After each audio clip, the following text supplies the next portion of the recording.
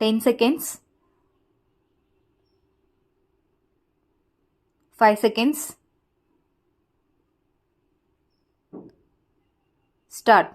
Sir, I am glad that the government have expanded their activities in all departments. At the same time, they have also brought forward some taxation measures.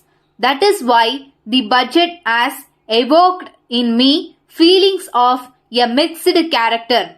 As regards the activities of the government in the direction of rural welfare and in the program of rural electrification, I think the progress made so far has been very good. But the leader of the house has said while introducing the budget that we have practically gone to the end of our water resources. It is necessary for us to increase the yield from the land by the use of chemical manures and by irrigation. We should no longer depend upon our neighboring states for rice.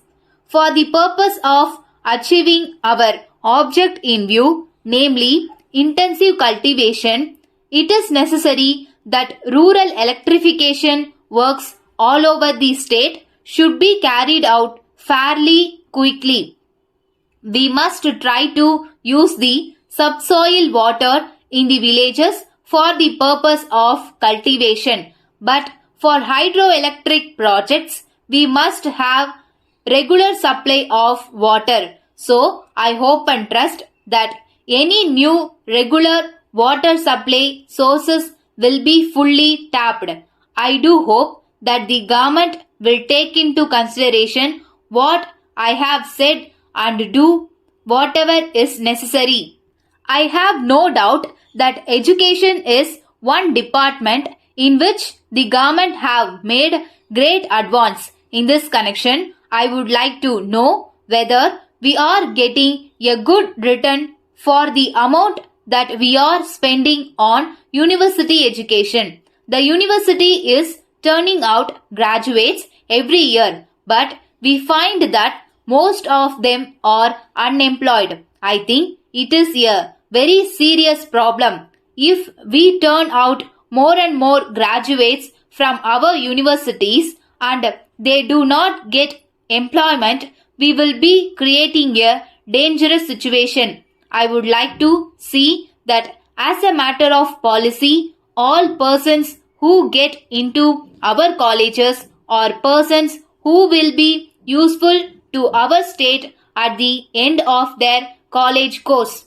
As regards the administration of justice, I want to say a few words. I feel that there is no necessity at all for more money being collected from the litigants at the present moment. It is not just and fair to take up the question of revision of the court fee now. I appeal to the government that the revision may be postponed for the time being. There is one point on which the budget is silent, and it is the question of solving the problem of unemployment among the people. Of course, it is pointed out here that it is a serious problem. I know that the central government give some money for tackling this problem. They have suggested the opening of single teacher schools all over the state, but I do not know whether it will help solve the problem even a little. So far as unemployment is concerned, the problem is still there and it has got to be tackled. I may point out that the educated unemployed should not be driven to a state of despair.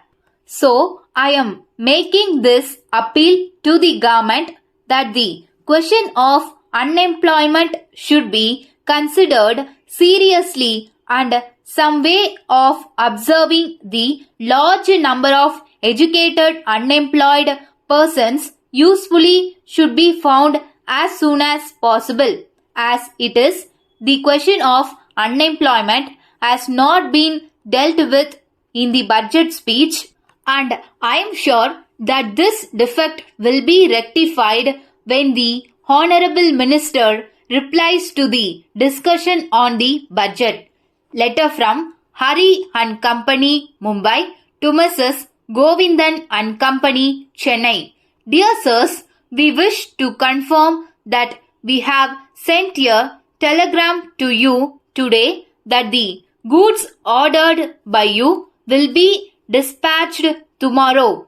We regret very much the delay in sending the goods, and we assure you that we have done our utmost to execute the delivery promptly. But in view of the great pressure of orders for these goods, it was not possible for us to deliver the goods promptly as desired by you. This is in spite of the fact that our people have been working overtime.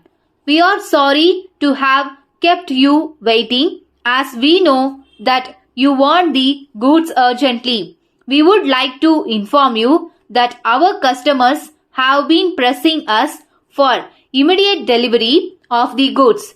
We are the only manufacturers of these goods, and our energies have been put to great strain on this account.